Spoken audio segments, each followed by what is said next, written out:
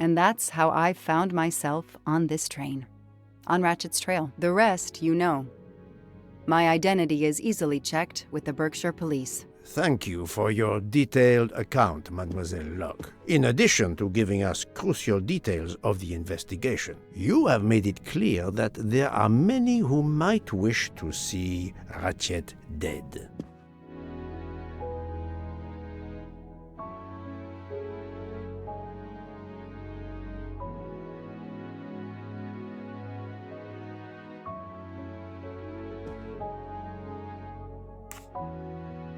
I know you are innocent. Your forthright testimony and your movements, or lack of them, last night eliminate you from our list of suspects. I agree, without a doubt.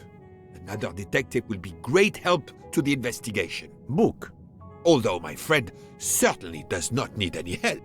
You are too kind. Thank you for believing me.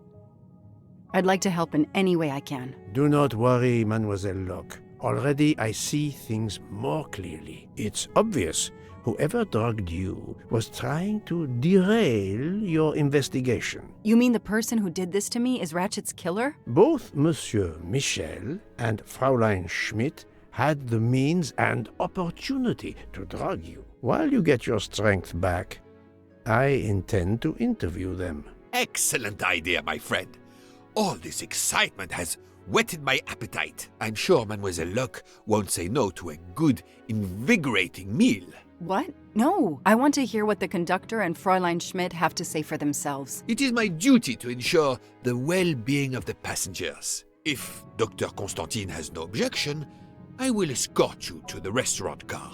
On the contrary, some food will do her the greatest good. Well, I'm still a little shaky. Mr. Poirot, will you please keep me informed about what you learn? You may be certain of it.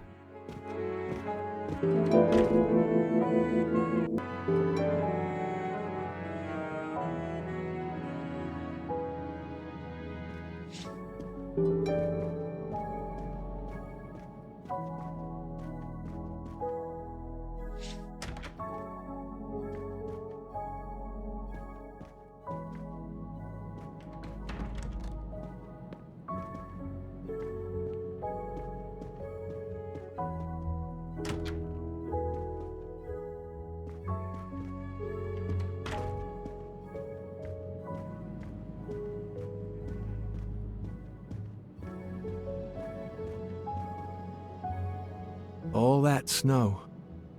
Are you familiar with the concept of entropy, Monsieur McQueen? Oh, Mr. Poirot, I didn't see you.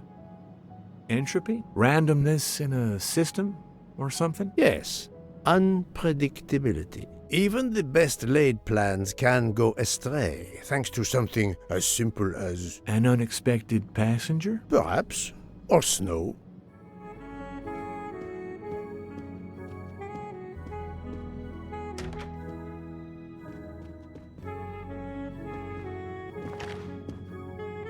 Book is a collector, and not surprisingly, he collects trains.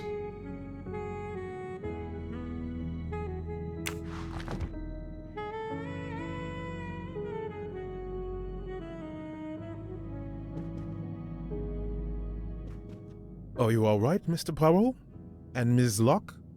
Has she had symptoms again? I didn't mean to disturb you, Doctor. Everything progresses satisfactorily.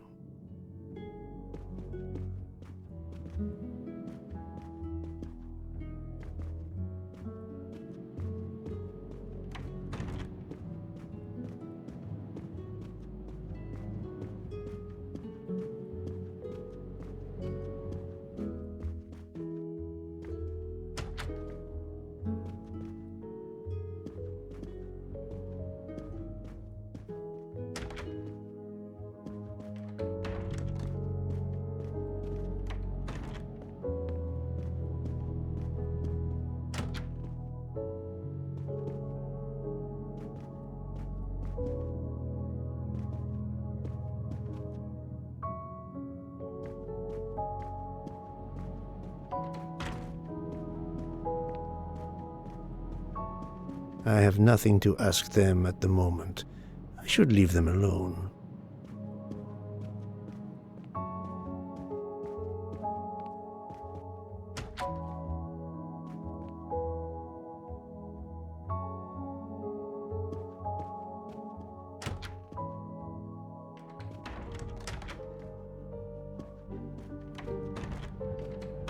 Good evening, Fräulein Schmidt. May I disturb you for a moment? You asked so politely, mein Herr, but I do not think I have a choice.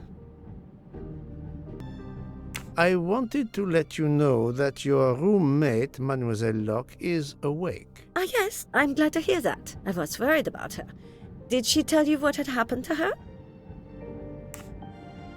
Unfortunately, she doesn't remember much, but we found a residue of a sleeping pill in her cup of tea. Since you two were alone together in your room when she drank it, who else but you could have dragged her? Must I point out I do not make the tea on this train? You should question the conductor or the kitchen staff. Mademoiselle Locke could have died. Whoever drugged her must not feel any empathy for their fellow human beings, given the dose that Mademoiselle Locke ingested. She was close to death. Oh my God. What did I do? I didn't want to hurt her. Just have her sleep for a few hours while we had time. We? Time for what? Time for what, Madame Schmidt? You think I feel nothing? Nothing? That poor little girl. Indeed, that poor little girl. Fräulein Schmidt is somehow connected to the Armstrong case.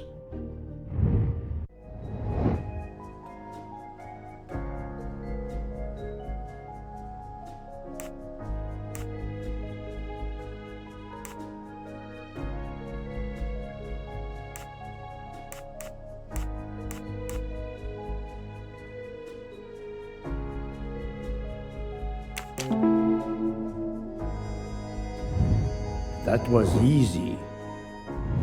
Fräulein Schmidt, I have a certain reputation for sniffing out... I am not a murderer. Forgive me, but I was going to say brilliant chefs. You were the Armstrong family's cook, were you not? But yes, I was the cook of that lovely, lovely family. I'm sorry, but I must ask you to give me some time to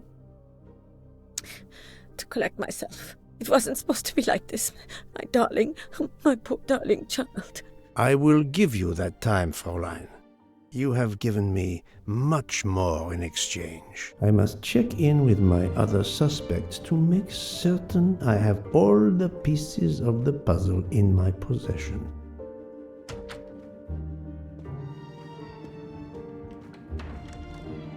Can I get you something, Monsieur Poirot? Everyone is so tense. An aperitif soon, Monsieur Fauchet, with pleasure, when the matter is resolved.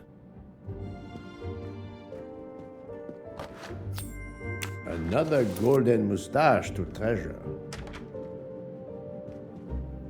Jean, you've mixed everything up again. Oh, I can't find the coffee liqueur for tonight's dessert.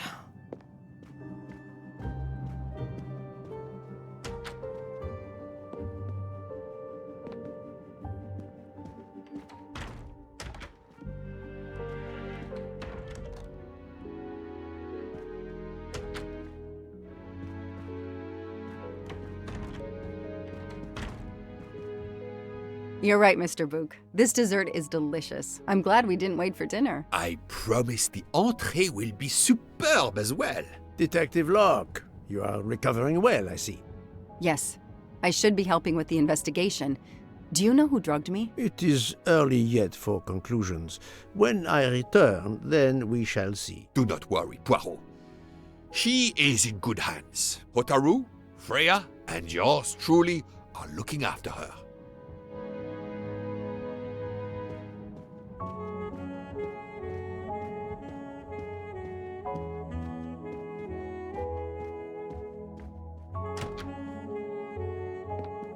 Not now! Not now! I have a dinner to prepare. Would you interrupt Michelangelo or Da Vinci?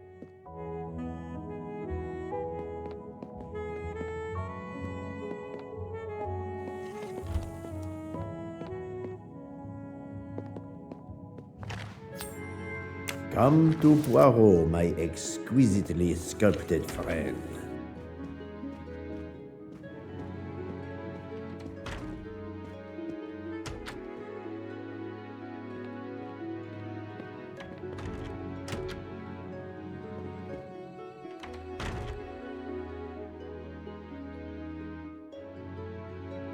Good evening, Michel.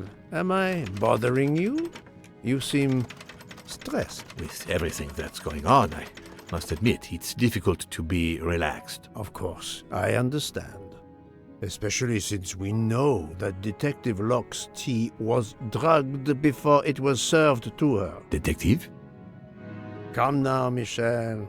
Surely you would have taken the opportunity to search her things and found her badge. Luckily, she woke up and was finally able to tell us her story. Otaru boiled the water, Jean made the tea.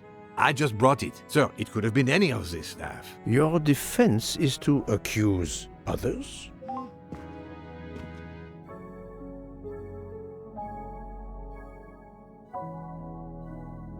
You have a network connection? No, unfortunately. It's just an automatic reminder to pay my rent. I always forget, and my landlord complains. Pierre Michel had to be involved in the murder. The drugged tea, his post at the end of the hall, and now I know why I know more than one of those people on the screen.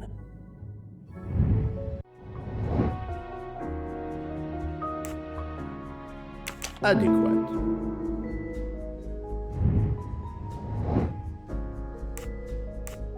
Fantastique.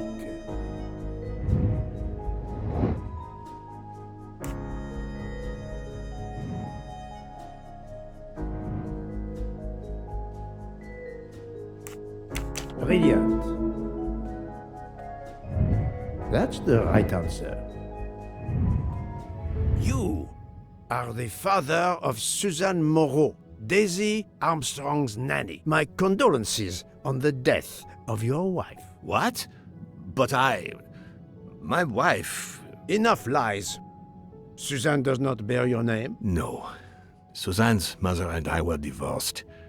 Suzanne kept her mother's name. My most sincere condolences, Monsieur Michel, on the deaths of Suzanne and your wife. This job, I loved them, but I was never there for them. Then, a year after the divorce, Solange became ill. Suzanne took her to this special hospital in the US. Got that job as Daisy's nanny. I understand your pain, and the reason that led you to drug Detective Locke. We really can't hide anything from you, can we? Many have been foolish enough to try and keep the truth from Hercule Poirot. Yes, I admit, I drugged the tea. But it was only to keep her quiet, until I could... But she reacted so much to the sleeping pills. She was lucky, as are you, that she didn't die. To be frank, there is one more thing that puzzled me, but I think I understand now.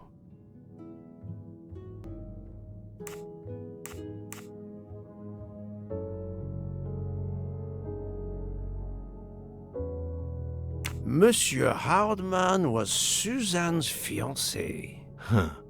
I have the impression my whole life to you is an open book. Yes, Cyrus was my daughter's fiancé. I almost consider Cyrus as my own son. Of course, much more is clear now. I have been patient long enough. It is time to go and see what all the commotion is next door.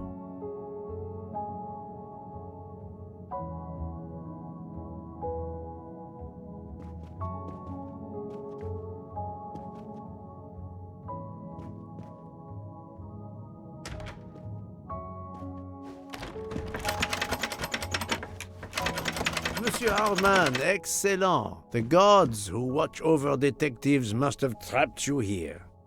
Why didn't they watch over me? I'm a detective too. I was talking to Michelle about a leaky faucet, and I wanted to go out, but you showed up. No need to invent some preposterous story. But really, Michelle has told me everything. You are the fiancé of Suzanne Moreau, his daughter. Oh. I see. Surely this is not a big surprise to you. No. Suzanne was the only woman I ever loved. And I failed her. We got into a spat. It was nothing, but I was too proud to apologize. We weren't speaking at all. Suzanne never really cared for that guy, Noah. She would have forgiven me. If only. If only. If only. A common refrain between lovers who quarrel. Obviously, Pierre Michel and Fräulein Schmidt both drugged Detective Locke's tea, causing the overdose. No wonder she had so much trouble waking up. Time to report my findings to her and book. Ha-ha! Golden moustache. I wonder if our master chef gets his recipes from a game.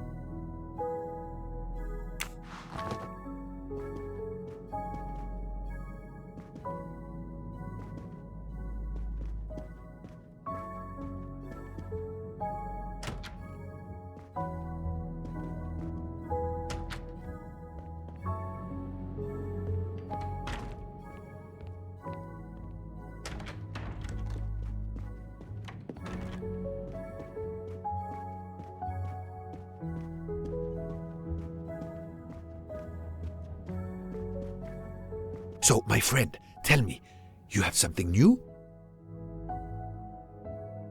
Mademoiselle Locke, I know who drugged you. Fräulein Schmidt and our conductor Pierre Michel both admitted putting sleeping pills into your tea. This explains your overdose. They are relieved you are recovering. Michel drugged a passenger? On behalf of the company, I offer my apologies to you, Mademoiselle Locke. Michel will answer for this outrage. Both of them? I was pretty sure about Fräulein Schmidt, but I admit that I did not suspect the conductor. I have uncovered multiple connections with the Armstrong case. Pierre Michel is the father of Suzanne Moreau, little Daisy's nanny, and Monsieur Hardman was Suzanne's fiancé. As for Hildegard Schmidt, she was the cook of the Armstrong family. What a coincidence, don't you think? But it's incredible! What are the odds that so many people linked to that tragic affair ended up on the same train? About the same as you winning the lottery, my friend. I wasn't the officer who interviewed Fräulein Schmidt back then, so she couldn't recognize me here on the train. How could they know who I was? There were other passengers who might have. Or she may have seen you when you visited the Armstrong home. It is now clear to me that some of the clues to this elaborate plot were staged for my benefit.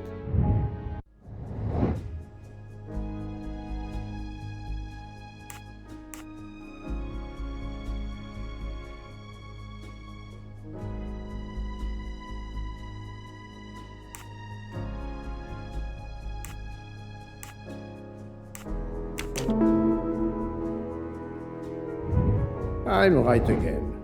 That happens to me a lot. Some clues and information collected so far could lead to a hypothesis.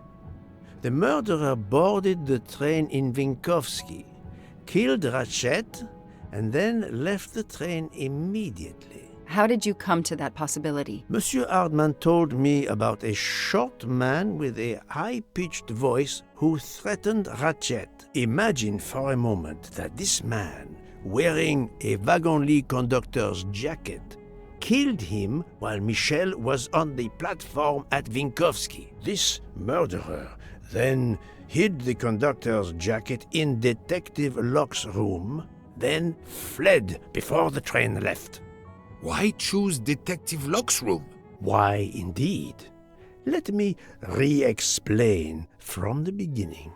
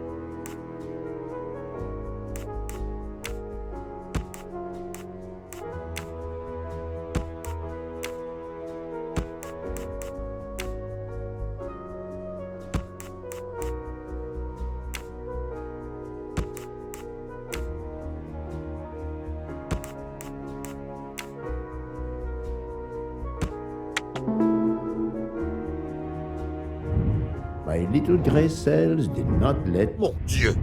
Oui! That must be it! Everything fits so well! It fits too well, my friend. Other clues lead to a second hypothesis, much more plausible.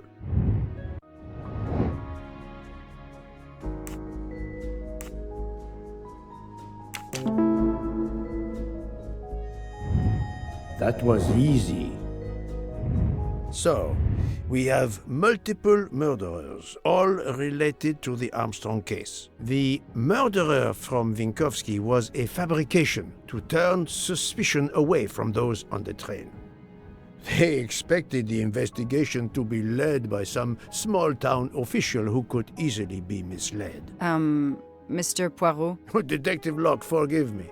You are an obvious exception. You tracked Ratchet with the tenacity of a bloodhound. Unfortunately for the killers, they not only had you to deal with, but now they had, and I say this with all modesty, the world's greatest detective, Hercule Poirot, dropped into the midst of their meticulous planning. Multiple murderers? Multiple detectives? Poirot, please take pity on me.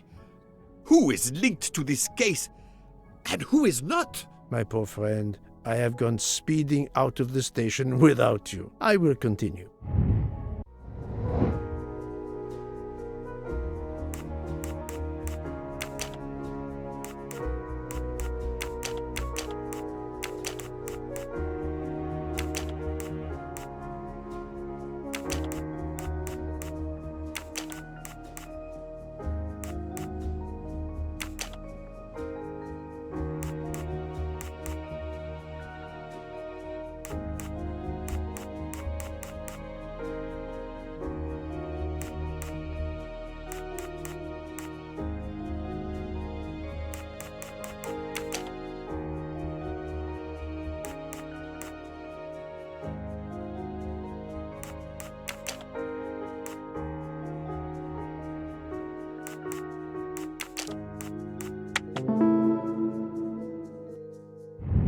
Et voilà. Fraulein Schmidt, Pierre Michel, Monsieur Hardman and Monsieur McQueen are all linked to the Armstrong case. I also know that Sonia Armstrong's sister and godmother, Countess Andreni and Princess Dragomirov, are on this train. And finally, Detective Locke discovered that Mr. Foscarelli was the Armstrong chauffeur. If we add Detective Locke and Ratchet, of the 12 passengers in that coach, 9 have a connection with the Armstrong case. What next, Poirot? Or should I say, who next? It is time to summon everyone. Everyone? Even Dr. Constantine? The train crew other than Michel? Dr. Constantine, yes. I will need him. But we don't want the others as witnesses. I will see that their duties keep them occupied elsewhere. Excellent. I have always thought this moment in a case is much like Rodin unveiling the thinker before a captivated audience. A work of art. Have you not felt that way, Detective? No, Mr. Poirot. I'm happy just to slap the cuffs on him. Well, there is some artistry in that as well, I suppose. Where would you like the unveiling, Poirot? The lounge? Perfect. Then I will gather all the passengers in the lounge.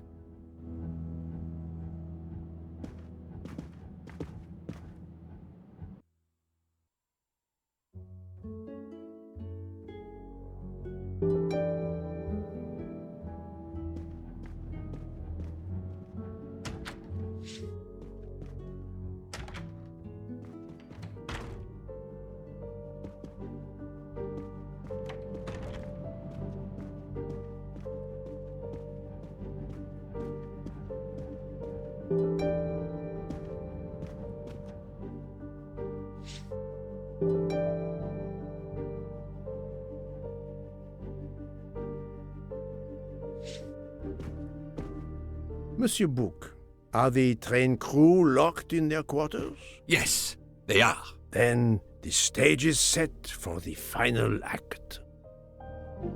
Ladies and gentlemen, I have gathered you together to hear my reconstruction of the murder of Samuel Edward Ratchet, also known as Cassetti. There is not one, but two possible solutions of the crime. I shall put them both before you, and I shall ask Monsieur Bouc and Dr. Constantine here to judge which solution is the correct one. 2 solutions? Mr. Poirot, I am hardly qualified. Nevertheless, your assistance is required. Now, you all know the facts of the case. Ratchet was found stabbed to death this morning. He was last known to be alive at 12:37 a.m. last night, when he spoke to the wagon-lit conductor through the door. His watch was found to be badly dented, and it had stopped at 1:15. Dr. Constantine, who examined the body, puts the time of death as having occurred between midnight and 2 in the morning. At half an hour after midnight, as you all know, the train ran into a snowdrift. After that time, it was impossible for anyone to leave the train. So, here is my first theory. The enemy, as Ratchet expected, joined the train at Vinkovsky by the door left open by Captain Arbuthnot and Monsieur McQueen, who had just descended to the platform. He was equipped with a wagon-lit jacket, which he wore over his ordinary clothes, and a pass key which enabled him to gain access to Ratchet's compartment in spite of the doors being locked. Ratchet was under the influence of a sleeping draught. This man stabbed him with great ferocity, 12 wounds in all. He left the compartment through the communicating door to Madame Hubbard's compartment. Yes, that's so. Scared me half out of my wits. The murderer thrust the dagger he had used into Mrs. Hubbard's handbag in passing. Without knowing it, he lost a button of his uniform. Then he slipped out of the compartment and along the corridor. He put the uniform jacket into Detective Locke's suitcase to cast suspicion on her. And a few minutes later, dressed in his ordinary clothes, he left the train just before it started off again, using the same means for egress, the door near the dining car.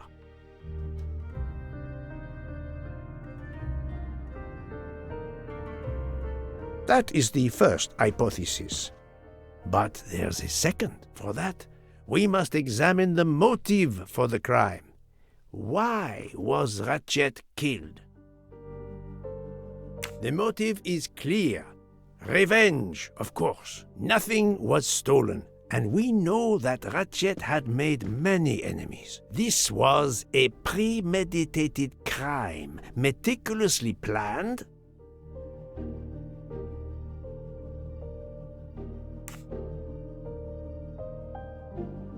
Since the kidnapping and death of little Daisy Armstrong, which traumatized many people close to the family. Even when the police concluded that it was Suzanne Moreau, questions remained. Detective Locke continued her investigation, as did others. They became convinced the truth lay elsewhere. We now know who the real murderer of Daisy is.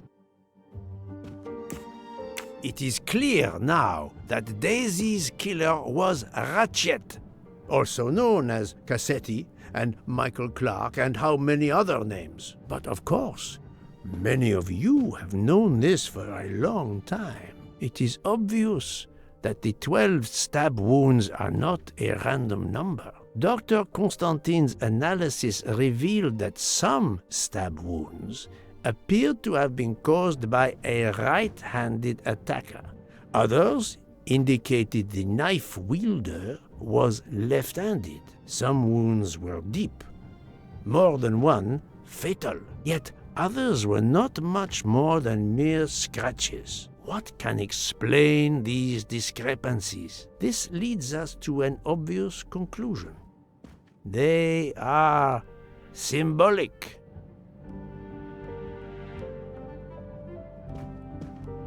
"12 stabs. 12! The same number as a trial jury in the United States. But not just a jury of 12 members condemning him to death, but 12 executioners as well. This self-appointed jury had meticulously planned for everything except Snow. snow. The avalanche that stopped us, as well as the presence of not one but 2 detectives on the train. They had to improvise, to hastily add clues and false leads. This woman in a red kimono does not exist. I don't know which of the passengers it was. It does not really matter. It was just a performance, a charade to introduce another possible culprit to muddy the waters. The time on Ratchet's broken watch was deliberately set to conceal the true time of the crime. The vial of vaping liquid incriminated Captain Arbuthnot. However, he had a solid alibi confirmed by Monsieur McQueen. Impossible then to suspect him. The conductor's jacket, found in Detective Locke's suitcase, was put there only to cast suspicion upon her. All these false leads were intended for me. But I am Poirot. I understood the truth. We have a train full of suspects. It's time to identify who the real culprits are. Let's start with Detective Locke.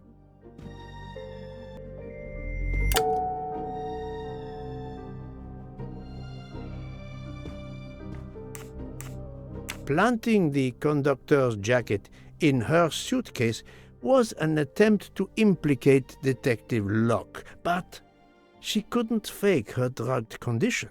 Dr. Constantine can testify that the drugged tea incapacitated her for hours, and she had 2 relapses. Let us move on to Monsieur McQueen. When I told him about Cassetti, he looked very surprised that I managed to make the connection between him and the Armstrong case. He told me, "But I thought we had..." I think he meant, "You thought you didn't leave any real clues linking the murder to the Armstrong kidnapping. Moreover, you insisted that Ratchet did not speak French when you knew I had heard a voice calling out in French that was supposed to be Ratchet."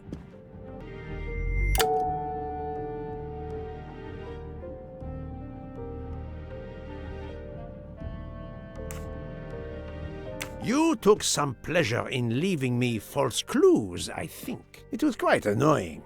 But you told me yourself that your father was the district attorney who handled the Armstrong case. The case haunted my father. At first, he believed Suzanne Moreau had helped her boyfriend, Noah, to kidnap Daisy, even though there were questions that went unanswered, and a young policewoman refused to let it go, continuing to find discrepancies, but never enough to reopen the official investigation. That policewoman sits there.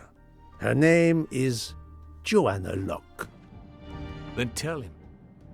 Tell him how in the end my father believed you, how he resigned a job that he loved, racked with guilt that he may have let that monster go free. He died young, broken, his faith in justice broken. That's what Ratchet did to him. Thank you for your honesty, Monsieur McQueen. Your father is one more victim of the man who called himself Ratchet. Now, I will turn to Ratchet's valet, Monsieur Masterman.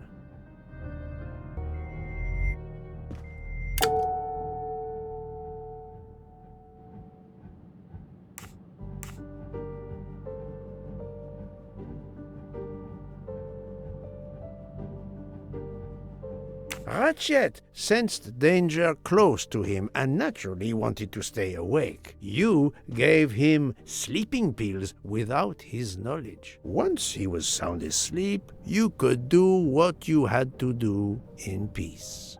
Sir, I'll tell you the truth. I was Colonel Armstrong's adjutant in the war, sir, and afterwards, I was his valet in New York.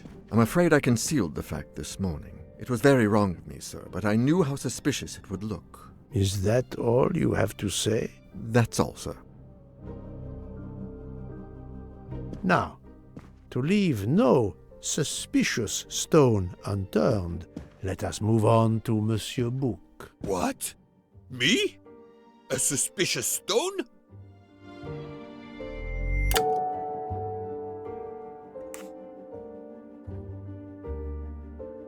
Book, my friend, of course you are not guilty. You did everything you could to get me on this train. What madness would cause you to ensure, and I speak with all modesty, that the best detective in the world could be present to witness your crime? But doesn't our friendship count as well? Most assuredly, but a murderer can wear all sorts of masks, including friendship. Let us consider our ever-efficient wagon-lit conductor, Pierre Michel.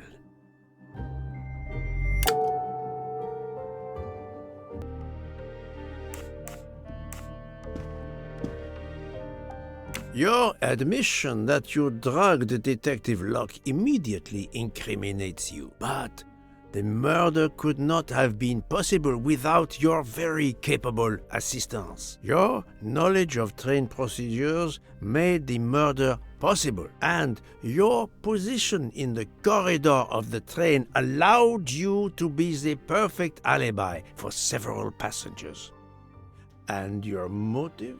Suzanne Moreau, Daisy Armstrong's poor nanny, who was wrongly accused and committed suicide, was your daughter. C'est un foiré. He got what he deserved. My poor daughter has finally been avenged. My Suzanne. My child. Let's move on now to Monsieur Hardman, one of 3 detectives on this train.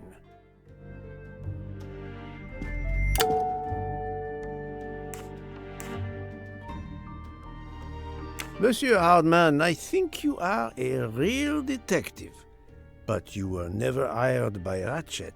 Your alibi was that you were watching the corridor to protect Ratchet, which, of course, you never did. You protected Pierre Michel.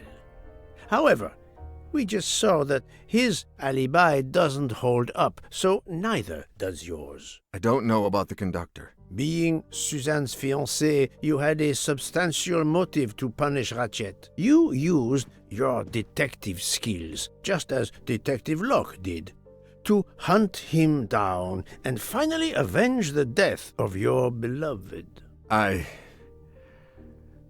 right, Mr. Poirot. I do have some detective skills. I never doubted it. Now, Fraulein Schmidt, the lady's maid with the soul of a cook.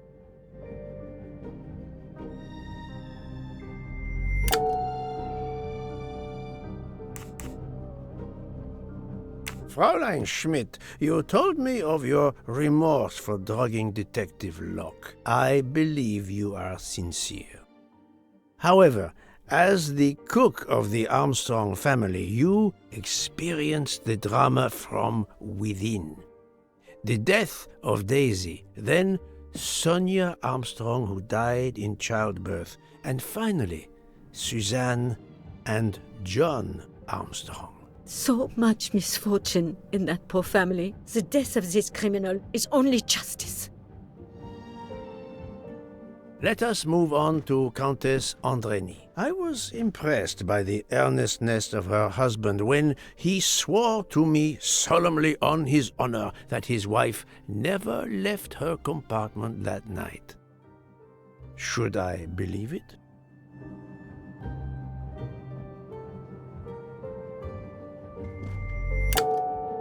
Even if it seems logical, it's more complicated than that. I believe Countess Andreni.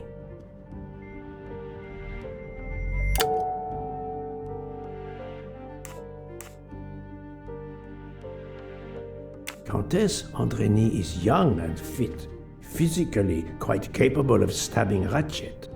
The problem must be somewhere else.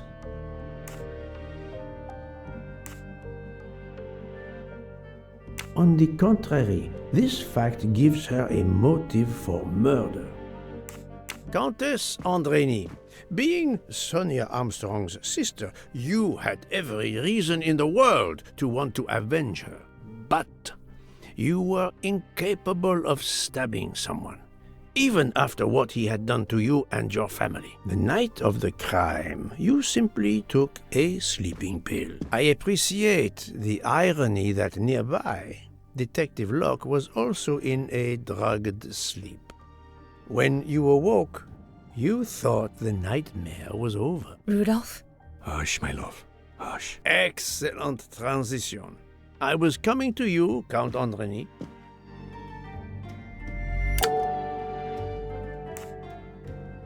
"12 people, a jury. This was very important to all of you. If Countess Andreny did not stab Ratchet, someone had to take her place. And you, Count, the beloved husband. I've seen how fiercely you love and protect your wife." Enough! I would do anything for Helena. Anything. Even that. Yes, even that. Let's move on to Monsieur Foscarelli.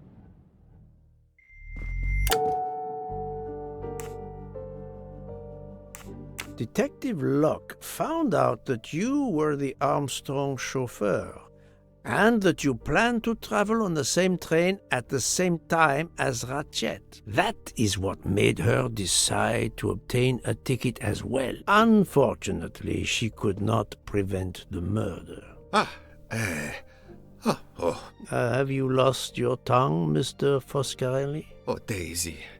She was the delight of the house. Tonio, she called me.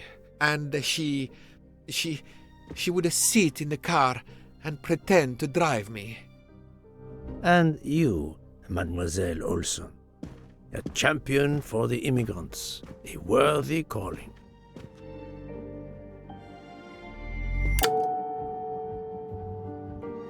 Admittedly, she lied to me about Mademoiselle Debenham's schedule, but one lie does not convict her. Mademoiselle Olson, you supported Madame Hubbard's story about her connecting door latch, a story that I later demonstrated to be impossible. So, you deliberately lied to me, and you also lied about Mademoiselle Debenham's whereabouts. Enough! I can't take this anymore! I know what you want from me, Mr. Poirot. Very well. Here it is. She was my little Daisy, my angel, so patient. When I patched a scrape or took her temperature, that was my job. But she was so much more to me. She was a shining light in an ever-darkening world. I've tried to honor her by caring for children who have lost everything. Thank you, Mademoiselle Olson. You too shed light on your part in this mystery. You were Daisy Armstrong's nurse. I will ask you no more questions. It is enough that you have admitted what I know to be the truth, and I understand. Let's move on. Dr. Constantine. You suspect me? I know none of these people. I didn't know Ratchet either, and I've taken a solemn oath to help people, not murder them.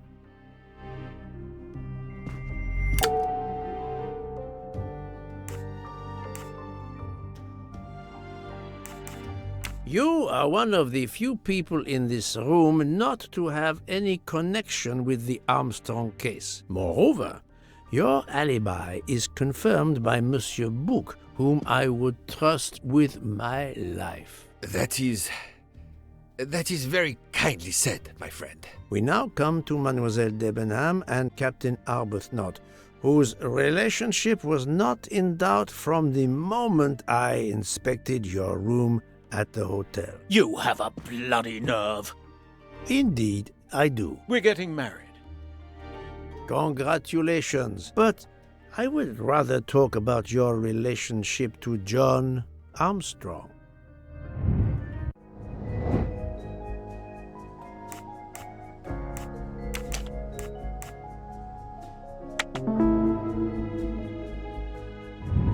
My little grey cells did not let me down. Captain Arbuthnot, you served in the army with John Armstrong. What I don't understand is why a man your age is still a captain. One might expect you to be a colonel as well. Ever fought in a war, Poirot? It was war that first brought me to England. Then you know what it's like. There's a shattering sound, and death, and mistakes, acting on intelligence that proved to be wrong. I sent a patrol to their death. Good men, brave men, wasted. John testified on my behalf at a court-martial. I'm not a colonel. I don't deserve to be, you bloody fool. But I'm also not in prison. John remained my best friend until... There, you have my story. Understand now? Archie, calm down, please. You're right, Mary. What you see in me, I don't understand. Oh, Archie, I see in you what John saw. Miss Debenham, I'm sorry. My turn, is it? I'm afraid so. And you have caused me quite a puzzlement. Your connection with the Armstrong family was not obvious. Then I remembered the job you currently hold.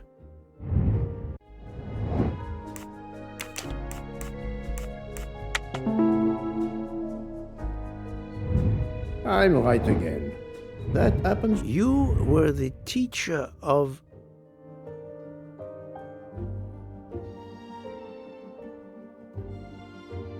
No, she was the teacher of Countess Andrény. You were the teacher of Helena Andrény, whose maiden name was Helena Goldenberg before she married Count Andrény. Yes, absolutely. Why lie to you? She was an excellent student. Captain Arbuthnot.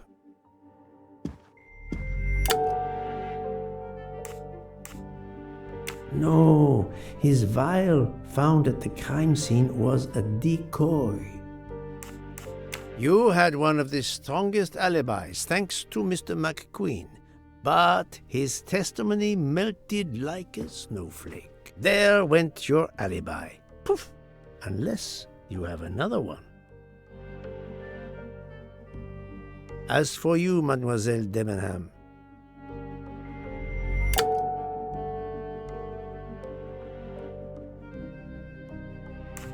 Mademoiselle Olsen was the only one who could confirm your alibi. I think you know where you stand. Very good, Mr. Poirot. Are you satisfied? I will be soon.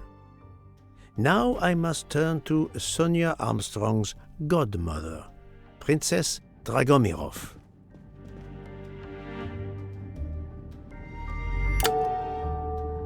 Princess Dragomirov, you weren't on my list of suspects at the start, given your social position. I left my social position in a cold country. Do you object to being addressed as Princess? I deny people the opportunity. It makes a good story to tell their friends. It also guarantees a good table in the best restaurants. Princess, there is also, forgive me, your extreme physical fragility. It does not stop me when I must be strong. Indeed. Of more importance, though, is the fact that you're the only left-handed person on the train. And the single blow to ratchet from a left-handed person was very, forgive me, weak. Finally, I'm afraid I know the alibi that you shared with Fraulein Schmidt is false. You have been very thorough, sir. I hope you will permit me to say we are much alike. I am honored. Now it is time to end with Mrs. Hubbard, or should I say, Linda Arden. If Princess Dragomirov hadn't told me about her relationship with this famous actress, I might not have made the connection. But you are a great actress, madame. Your performance as a flighty, self-involved woman was superb.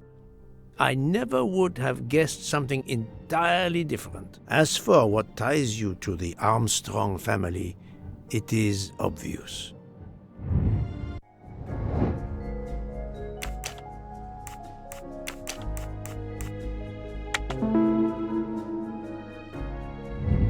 That's the right answer. Mrs. Hubbard, you are the mother of Sonia Armstrong and Mrs. Andreni.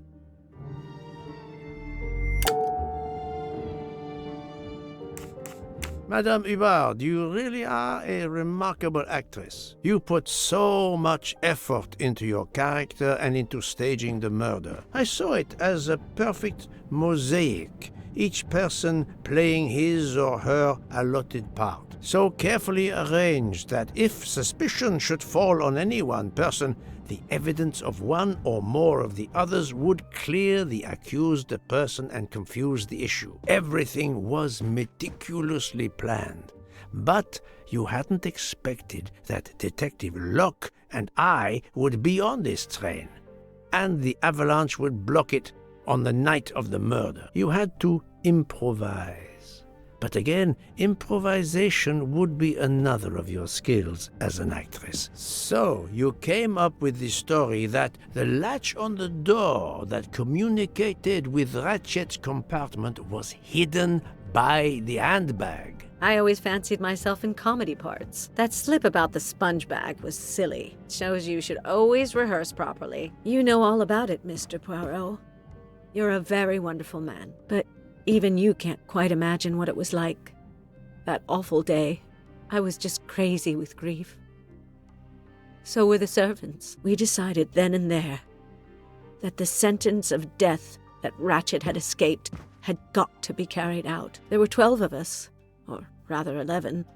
Suzanne's father was over in France, of course. First we thought we'd draw lots as to who should do it, but in the end we decided on this way. It was the driver, Antonio, who suggested it. Mary worked out all the details later with Hector McQueen. It took a long time to perfect our plan.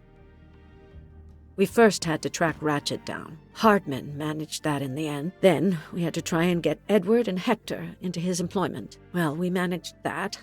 Then we had a consultation with Suzanne's father. Captain Arbuthnot was very keen on having 12 of us. He seemed to think it made it more orderly. He didn't like the stabbing idea much, but he agreed that it did solve most of our difficulties. Well, Suzanne's father was willing.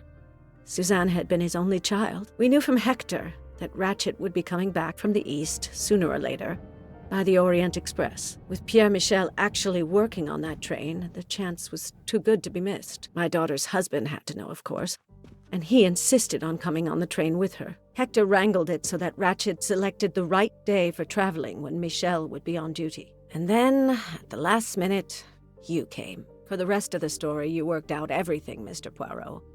You were right about all of us. What are you going to do about it? If it must all come out, can't you lay the blame upon me, and me only? I would have stabbed that man 12 times willingly. It wasn't only that he was responsible for my daughter's death and her child's, and that of the other child who might have been alive and happy now. It was more than that. There had been other children kidnapped before Daisy, and there might be others in the future. Society had condemned him. We were only carrying out the sentence, but it's unnecessary to bring all these others into it, all these good, faithful souls. You are a director of the company, Monsieur Bouc. What do you say?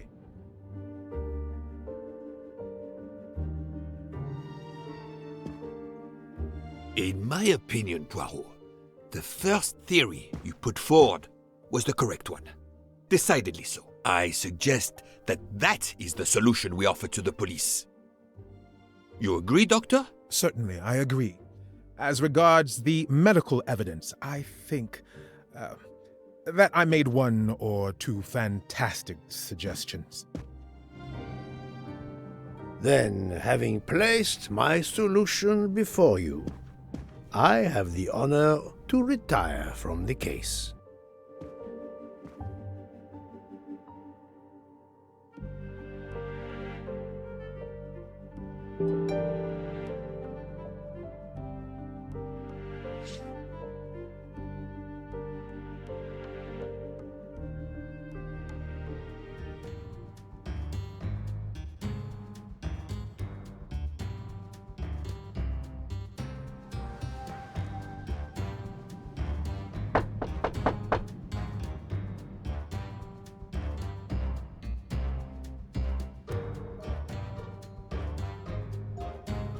I'm sorry to wake you up in the middle of the night, Poirot, but it couldn't wait. There was a detail that bothered me in my preliminary autopsy of Ratchet's body. I went back to examine the body and I discovered a wound covered by another. The blow I hadn't seen was delivered by a thinner, sharper blade. So there were not 12, but 13 stab wounds. 12 stabs for 12 jurors. It doesn't work with 13 wounds. The symmetry is destroyed. It can't be one of the culprits who stabbed him twice? Doctor, a different knife was used. There is only one explanation.